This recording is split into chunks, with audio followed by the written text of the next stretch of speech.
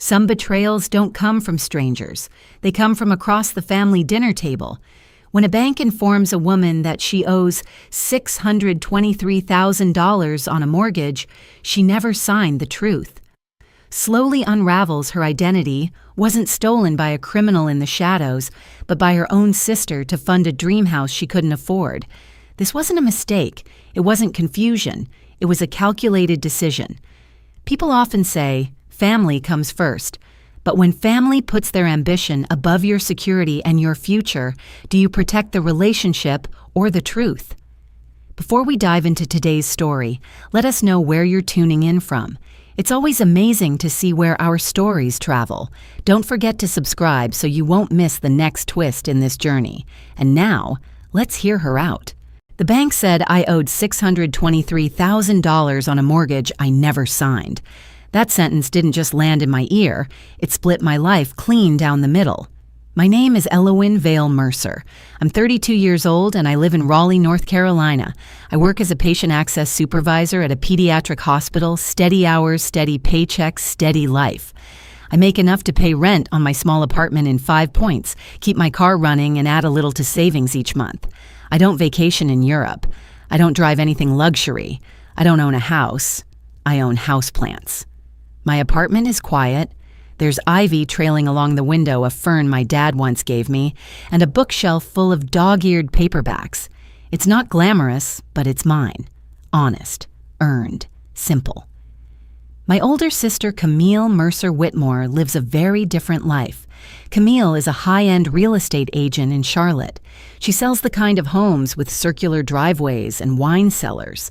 Her social media is a curated stream of white kitchens, champagne closings, and captions about hard work paying off. A few months ago, she and her husband Derek moved into a brand new home on Willow Crest Drive. Stone exterior, saltwater pool. School district people brag about. I attended the housewarming party. I stood in that kitchen. I complimented the marble countertops. I had no idea my name was attached to the deed. The call from Blue Ridge Federal Bank came on a Wednesday afternoon while I was reviewing insurance authorizations. I almost let it go to voicemail. Something made me answer. Ms. Mercer, this is Daniel from Blue Ridge Federal.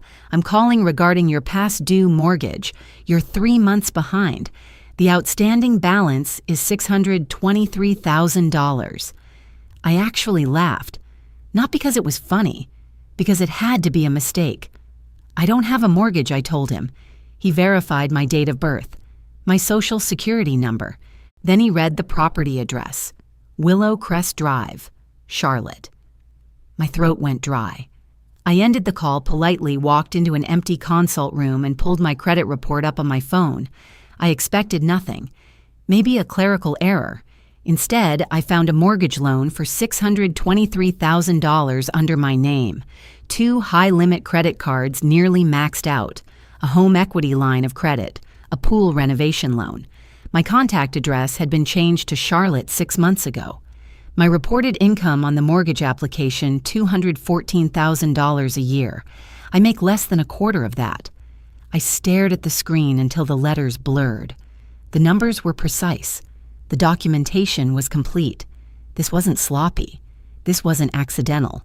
And Willow Crest Drive wasn't just any property. It was Camille's house. The one she'd toasted with champagne in front of last summer, the one she'd posted with the caption, "Dreams don't work unless you do." I sat back against the wall and felt something inside me shift. It wasn't panic. It wasn't even anger yet. It was clarity. No stranger had access to my social security number, my personal history, my employment details. No stranger would know the right timing, the right leverage, the right pieces of my identity to use. Only 2 people had motive, opportunity, and proximity, Camille and Derek. By the time I drove home that night, I already knew this wasn't a misunderstanding. It was a decision, and I was the collateral. I unlocked my apartment, stepped inside my small, quiet space, and realized something that made my stomach twist. Someone had built a luxury life using my name, and they had counted on me never finding out. I didn't confront Camille that night. I didn't call anyone. Instead, I made an appointment at the bank. The next morning, I sat in a glass-walled conference room at Blue Ridge Federal across from a branch manager who slid a thick folder toward me. Inside were the mortgage documents, closing disclosures, income statements, and digital verification logs. Everything looked legitimate. My full legal name, my social security number, employment verification listing my hospital, income statements claiming I earned over $200,000 a year, and an electronic signature that almost looked like mine. Almost. The loan had been processed entirely online, documents uploaded digitally, identity confirmed through electronic verification, funds disbursed, closing complete. I requested copies of everything. Then I hired a handwriting analyst. When he compared the electronic signature to my actual signature from my driver's license and employment contracts, he didn't hesitate. It's a forgery. Skilled. But not yours. That was the moment denial died. I kept digging. The contact email listed on the mortgage application was one character off from mine. A subtle change, a missing period. Easy to overlook unless someone deliberately created it. The contact phone number wasn't mine. It was a secondary line registered to Derek. I felt my pulse thudding in my ears as memory started rearranging itself. About a year ago, Camille had asked me to send a scanned copy of my driver's license for a family travel booking. I'd done it without thinking. Derek once casually asked what my annual salary range was, joking about untapped earning potential. Camille had complained over dinner that her credit score had dipped after a few business risks. I remembered her frustration about getting financing approved for a property in Charlotte. The timing clicked into place like a lock.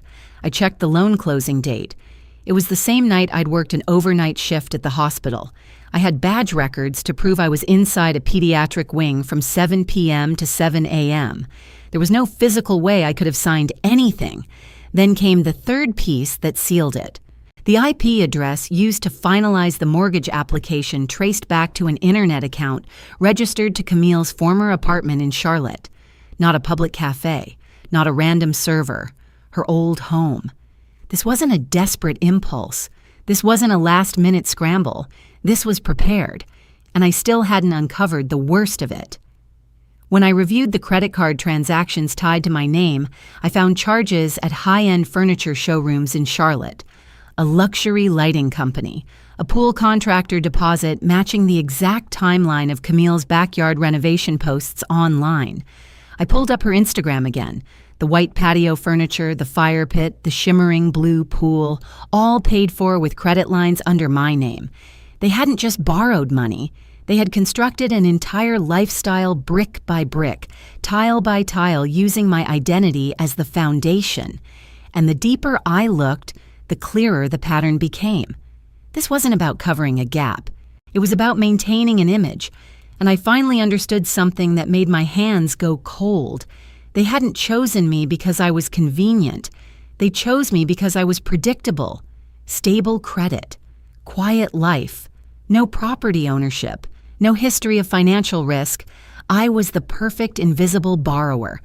They assumed I'd never check. They assumed I'd never fight. They assumed I'd stay the responsible sister who keeps the peace. Sitting in my apartment that night, surrounded by plants I'd kept alive through 3 Carolina summers, I realized something with absolute certainty. They didn't just take out a loan, they built their dream house on my collapse. And I wasn't going to let that foundation stand. By the time I walked out of the bank with copies of the loan documents in my bag, I wasn't shaking anymore. The panic had hardened into something colder, focused. If Camille and Derek thought this would quietly collapse under paperwork and confusion, they had misjudged me. I contacted the bank's fraud department and formally opened an investigation. Within days, a preliminary review began. I expected resistance, but what I received instead was confirmation that made my stomach tighten. One of the investigators called me late Friday afternoon. There are digital artifacts tied to the application process, he said carefully. Search history on the device associated with the IP address used for the mortgage closing. I pressed the phone tighter against my ear. What kind of searches? There was a pause before he answered. How to file bankruptcy under someone else's name. Another pause. Statute of limitations, mortgage fraud. I closed my eyes. This wasn't carelessness. This wasn't a reckless gamble. This was contingency planning. They hadn't just prepared to use my identity, they had prepared for the fallout. If the loan became unsustainable, if the payments fell behind, if I discovered it. There had been a second plan. Let the account default. Push it toward bankruptcy. Let my name carry the damage. The thought made something inside me go quiet. I started reconstructing the timeline with a precision I didn't know I possessed. The mortgage under my name had been approved in May, but 2 months earlier, Camille had applied for financing herself. Denied. Her debt-to-income ratio was too high. Her credit score had dropped below threshold after a string of late payments tied to business investments.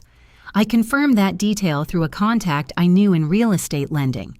Derek, who liked to present himself as financially savvy, had recently paid cash for a luxury SUV after being declined for a traditional auto loan. I hadn't thought much of it at the time. I remembered Camille laughing it off at dinner, saying they preferred liquidity flexibility. Now I understood what that really meant. They needed a clean credit profile. They needed someone stable, someone invisible.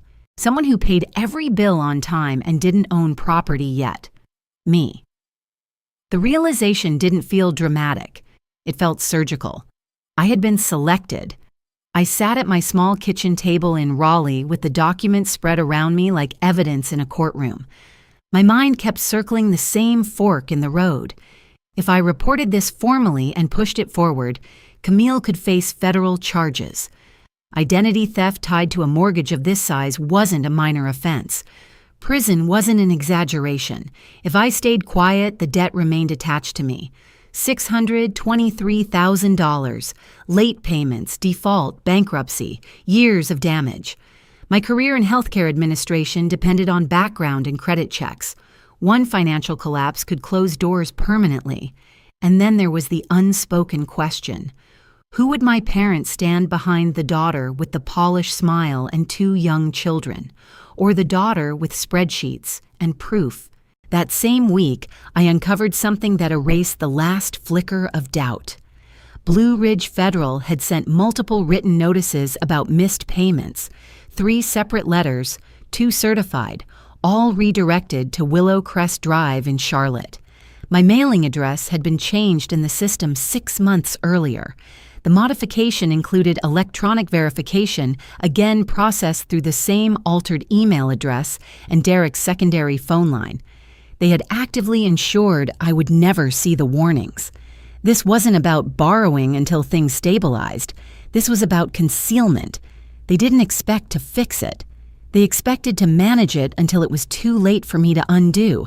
That night, I drove to the local police department and filed an official identity theft report. My hands were steady as I signed the paperwork. I didn't dramatize anything. I simply presented facts. When I walked back to my car under the orange glow of the streetlights, I understood something clearly. If I confronted Camille privately, she would cry. She would rationalize. She would promise to work something out. She would reshape the narrative before anyone else heard it. No. This wouldn't be a whispered conversation. This would be daylight. Sunday dinner at my parents' house in Cary was already on the calendar. It always was. Roast beef, red wine, routine. I would bring the report. I would bring every document, and I would place the truth directly in the center of the table where no one could spin it into something smaller than what it was. I didn't feel victorious. I felt resolved, and I knew once I did this, nothing in my family would ever look the same again. Sunday arrived with a strange calm. I woke early in my apartment, brewed coffee, and laid everything out on the dining table one final time. The mortgage agreement. The income statement claiming I made over $200,000 a year. The handwriting analyst's report. The IP trace documentation. The credit card statements showing furniture purchases and pool deposits. The police report with my signature. I printed duplicates. I slipped them into a large manila folder. The first days after the bank's call had been chaos, fear, disbelief, anger. Now there was only clarity. By the time I drove to Cary, the sky was overcast and heavy. My parents' house looked exactly the same as it always had. Brick exterior, neatly trimmed hedges, the same wind chime on the porch. Inside, everything was familiar. My father stood near the dining room pouring a glass of wine. My mother moved between the kitchen and the table with a dish towel over her shoulder. It felt almost cruel how normal it all looked. Camille arrived 10 minutes late as usual. She swept in with perfume and confidence, talking about the school district rankings in Charlotte and how Madison had already made new friends. Derek followed behind her, relaxed, carrying a bottle of wine like nothing in the world had shifted. We ate. We talked about minor things, weather, work, a neighbor's renovation. Camille described the saltwater pool like she was presenting a listing. The backyard catches sunset perfectly, she said, smiling. I watched her hands as she gestured, the same hands that had signed my name electronically. When the plates were mostly cleared and conversation softened, I stood. I need to talk about something I said. My mother looked up immediately.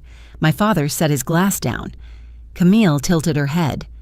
What's going on? I opened the folder and slid the police report across the center of the table. The paper stopped near Camille's plate. The bank told me I owe $623,000 on a mortgage I never signed, I said evenly. The property is on Willow Crest Drive. Silence fell hard. Camille let out a small laugh. That doesn't make sense. It makes perfect sense, I replied. The mortgage is in my name. The email used is one character off from mine. The contact number belongs to Derek. The IP address traces back to your old apartment in Charlotte. The signature has been confirmed as forged. Derek pushed his chair back slightly. This isn't the place for my father's voice cut in firm. Sit down. My mother looked from me to Camille, confused. What is she talking about? I placed additional documents on the table one by one. Credit card statements showing furniture purchases from high-end stores in Charlotte. A deposit to a pool contractor matching the date Camille posted photos of her backyard renovation. Camille's face lost color. This was supposed to be temporary, she said finally. We were going to refinance. You changed my mailing address, I said. You intercepted bank notices.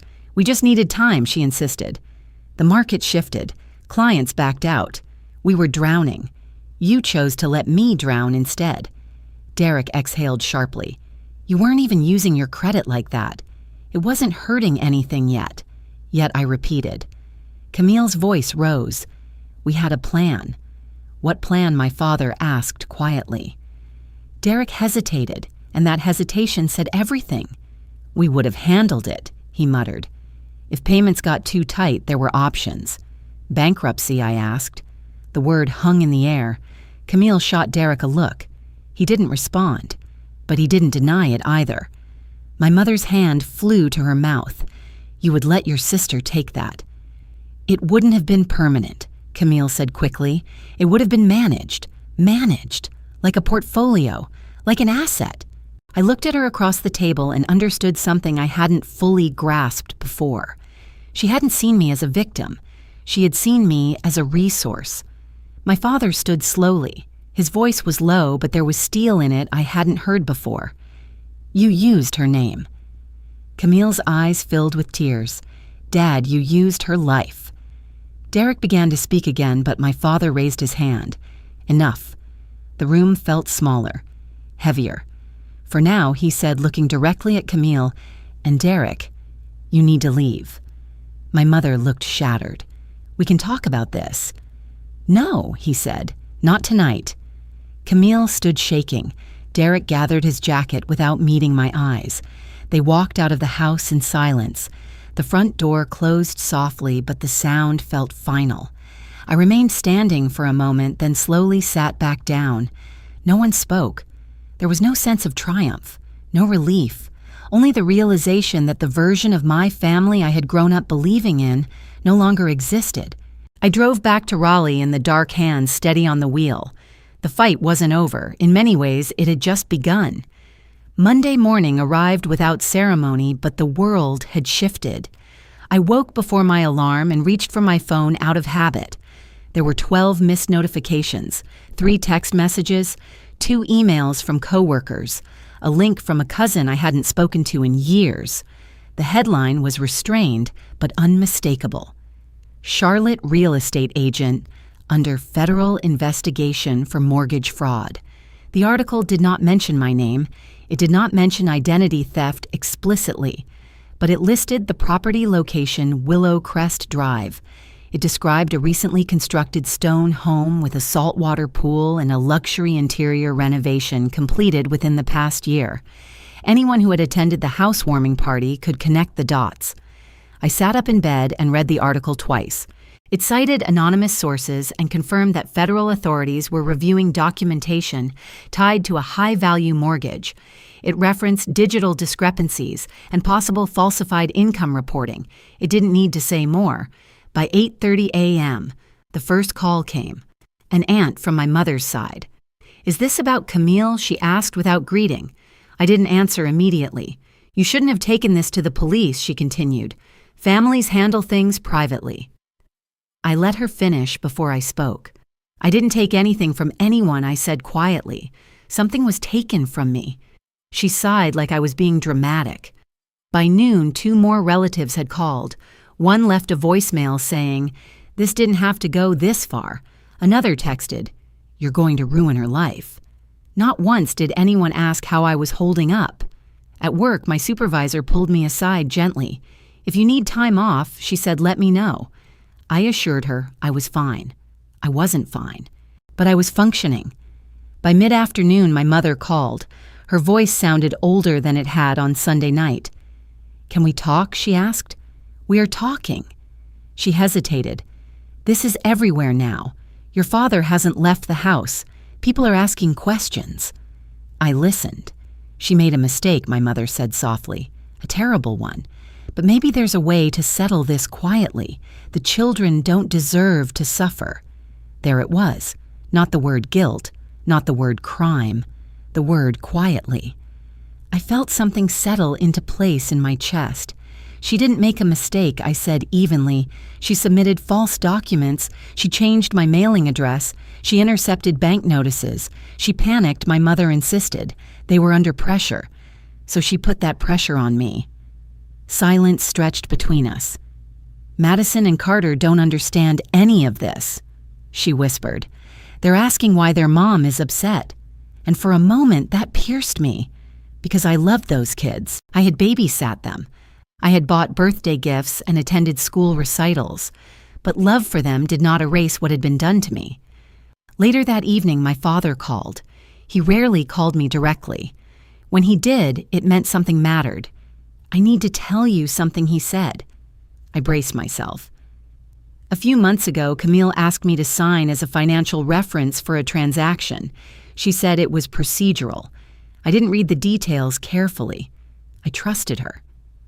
The words sank slowly. "What kind of transaction?" I asked. "I'm not sure," he admitted. "Something related to refinancing or documentation." I didn't ask questions. I closed my eyes. "Dad, do you know if your signature was attached to any of the mortgage paperwork?" "I don't think so," he said quickly, "but I don't know for certain." For the first time, a new layer of doubt crept in. Had anyone else unknowingly participated? Had Camille built this, not just on deception toward me, but on the assumption that our parents would never look closely? After I hung up, I felt an unsettling realization forming. This wasn't just about money. It was about how far the web extended. 2 days later, I received a call from a federal investigator. The case had been escalated beyond local jurisdiction because the mortgage crossed state financial systems and involved electronic fraud over a significant amount. It qualified as a federal offense. "We've recovered search history from the device associated with the IP address used in the application process," the investigator said. "I know," I replied. "There's more," he continued. "Additional searches regarding statute limitations for mortgage fraud and potential bankruptcy scenarios." I didn't respond. He added something that shifted the ground under my feet.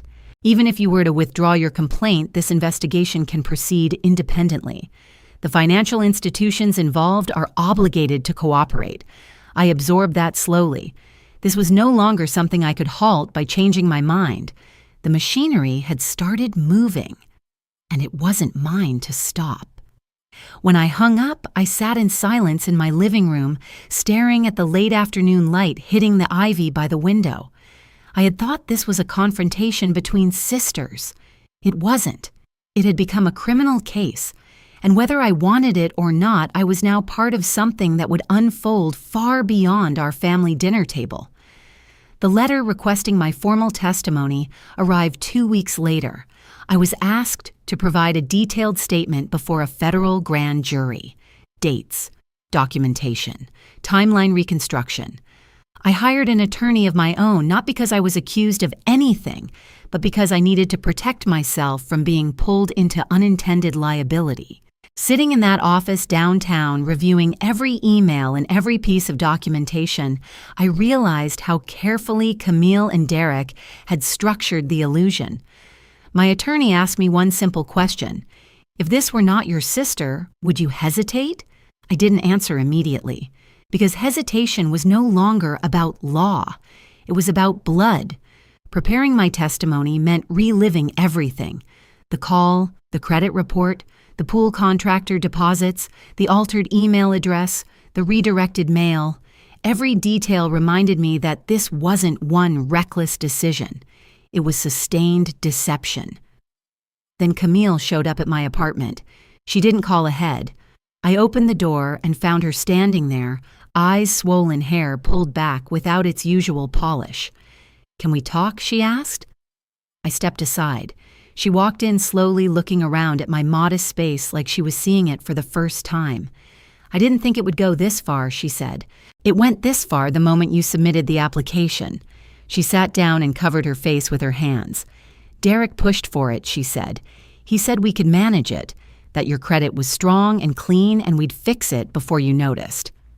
I listened without interrupting. "We'll sell the house," she said quickly. "We'll liquidate everything. We'll pay back what's owed. If you withdraw your cooperation, maybe this can settle." I considered the proposal calmly. "Even if you sell the house," I said, "the fraud exists. The documentation exists. My credit history has been damaged. Federal investigators are already involved." "We can fix your credit," she insisted. "It's not just about numbers," I replied. She looked at me like she wanted me to choose sisterhood over law. But this wasn't a misunderstanding over a shared bank account. "You opened more than one line of credit," I said quietly. Her eyes flickered. "I saw the secondary credit line," I continued. "The backup you created in case the primary mortgage became unstable." She didn't deny it. That was when I fully understood. This wasn't a single lapse. It was a system. She began crying harder, repeating that she never wanted to hurt me. But wanting and doing are not the same thing. After she left, my mother called again. If Camille goes to prison, she said the children may have to move here. They'll change schools. Their lives will be disrupted. My father spoke less and less, but his silence carried weight, regret, shame, confusion. I felt the pull in both directions. I did not want revenge. I did not want Madison and Carter to associate their childhood with courtrooms. But I also could not accept a future defined by a $623,000 debt and a bankruptcy filing under my name. One night, I sat alone in my living room and let myself ask the hardest question. Was I protecting justice, or was I destroying my family? The answer came quietly. I wasn't the one who forged documents. I wasn't the one who changed mailing addresses. I wasn't the one who searched how to bankrupt someone else. I was the one who discovered it. And refusing to be ruined is not the same as seeking revenge. The next morning, I signed the formal cooperation agreement with the federal prosecutor's office. From that moment forward, the process would continue whether I felt ready or not. There would be hearings, statements, legal filings. There would be consequences. As I placed my signature on the page, I realized something with complete certainty. There was no going back. The version of my life where this could be quietly buried no longer existed. and neither did the version of my sister I thought I knew. The federal trial in Charlotte took place almost 8 months after the afternoon my life split in two. By then, I was no longer the woman standing in a hospital hallway trying to understand how $623,000 had attached itself to her name. I had sat through depositions. I had reviewed transcripts. I had answered questions I never imagined I would have to answer about my own identity. The courtroom felt smaller than I expected. Dark wood, neutral walls, a seal mounted behind the judge's bench. Camille sat at the defense table in a navy suit that tried to look composed. Derek sat beside her, jaw tight, eyes forward. I took my seat when I was called. The prosecutor laid everything out methodically. Electronic mortgage application, falsified income documentation listing my hospital employment with inflated salary figures, digital signature comparison analysis, IP address logs linking the submission to Camille's former apartment in Charlotte, search history from Derek's laptop that included phrases about filing bankruptcy under someone else's name and statute limitations for mortgage fraud. They projected credit card statements on a screen, furniture purchases from a luxury showroom in South Park, pool contractor deposits matching the construction timeline of Willow Crest Drive, lighting installations, outdoor stonework. Each transaction bore my name. I listened as if it were about someone else. Then Camille's attorney stood. He was calm, measured, strategic. "Ms. Mercer," he began, "is it true that you have in the past shared personal documents with your sister?" "Yes," I answered. "For example, a scanned copy of your driver's license." "Yes, and you did so willingly." "I did." He nodded as though that proved something larger. "So it would not be unusual for personal information to circulate within your family." There it was, an attempt to recast me as careless, to suggest that what happened was an extension of trust, not theft. I shared my identification for a specific stated purpose. I replied, "I did not authorize a mortgage application. I did not authorize changes to my mailing address. I did not authorize the use of my Social Security number to secure a $623,000 loan." The prosecutor followed with documentation showing that certified mail from the bank had been redirected to Charlotte without my knowledge. No signed consent from me existed. No email confirmation had ever reached my real address. The phone number used to confirm changes was tied to Derek. They displayed my hospital badge log for the night the mortgage was finalized. I was clocked in from 7:02 p.m. to 6:58 a.m. The closing documents bore a timestamp within that window. I could not have signed them. Derek took the stand later in the proceedings.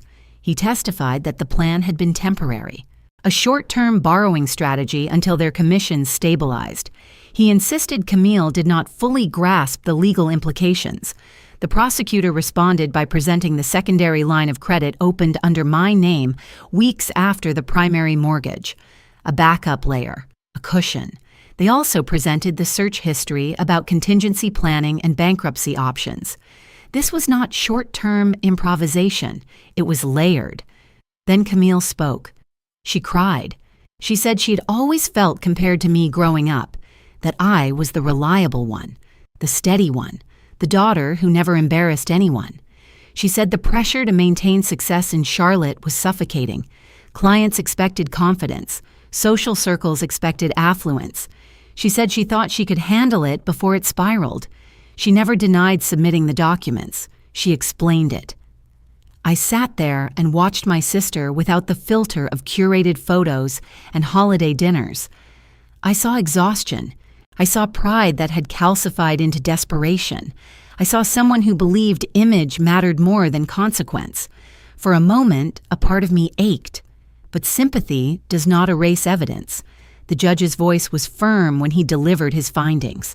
The conduct was intentional and sustained. The mortgage application contained falsified income verification. Mailing address changes were executed without the victim's consent. Digital signatures were forged. The relationship between the parties aggravated the offense rather than mitigated it. Camille was sentenced to 20 months in federal prison. Derek received 14 months. Restitution was ordered. All fraudulent records were to be vacated and corrected under court supervision. There was no dramatic outburst, no shouting, just numbers.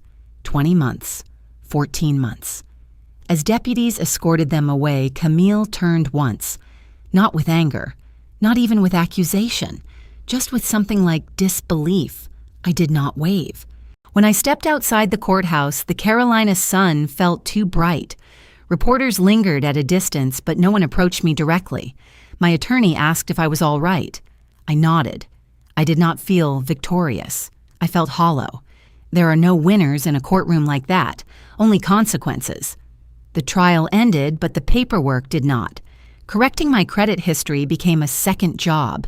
I worked with Blue Ridge Federal to remove the fraudulent mortgage from my file. I submitted certified copies of the judgment to all 3 major credit bureaus.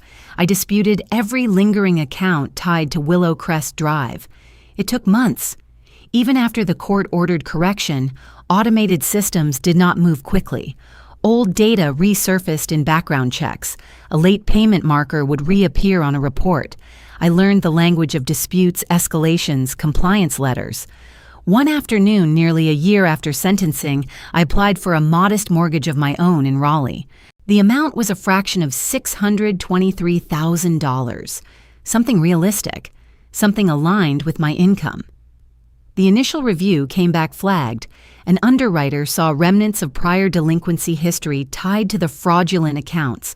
I had to provide the court judgment again. I had to explain again. For a moment, I felt the old fear rising. What if this shadow never fully disappears? But I persisted. The corrections were processed. The approval came through. I signed the documents in person, not electronically, not remotely. In a small office with a loan officer who slid each page across the desk and watched me sign with deliberate care. The house I purchased sat on a quiet street outside Raleigh. 2 bedrooms, an uneven backyard, no pool, no marble countertops. The appliances were older but functional. The mailbox leaned slightly to one side. It was mine. My father came by a week after I moved in. He stood in the living room and looked around quietly. I should have asked more questions, he said. It was not a dramatic apology. It was a simple acknowledgement. My mother visited separately. She did not mention keeping things quiet. She brought a casserole and helped me unpack kitchen boxes. Madison and Carter began sending occasional letters, short notes with drawings. They did not mention courtrooms or prison. They asked about my plants. They wanted to visit. I answered them gently. Months later, I received a letter from Camille. The envelope bore a federal facility return address. Her handwriting looked smaller than I remembered. She did not justify herself. She did not blame Derek.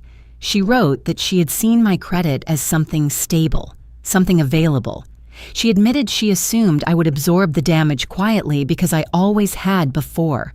She wrote that what unsettled her most was not the sentence, but the realization that I refused to accept it.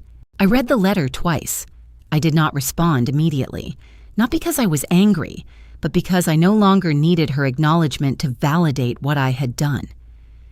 One evening, standing alone in my new kitchen, I pulled out the folder containing my legitimate mortgage documents. I looked at my signature on the final page. It was steady, clear, undisputed. The $623,000 call had once felt like the end of my life, as I knew it. Instead, it forced me to draw a line. I did not destroy my family. I refused to let myself be destroyed. For the first time since that Wednesday afternoon in the hospital hallway, I felt something I had not felt in months. Safe. Safe in my home, safe in my choices, safe inside my own name. Sometimes the hardest battles aren't fought in courtrooms. They're fought inside a heart that still loves the people who hurt it. Tonight, we didn't just hear about money or credit scores or legal consequences.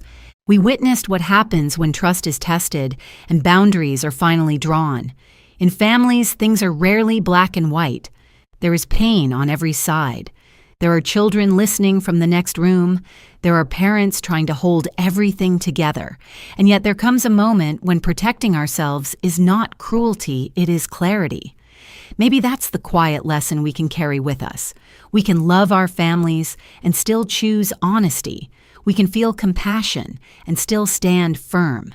And sometimes the most powerful act isn't revenge. It's refusing to disappear inside someone else's mistake. If this story spoke to something in you, feel free to leave a few lines in the comments. You never know who might read your words and feel less alone. And if you'd like to stay connected, consider subscribing not just for stories, but for this space where we sit together, listen, and reflect. Thank you for spending this time with us. Take care of your heart, and we'll see you in the next story.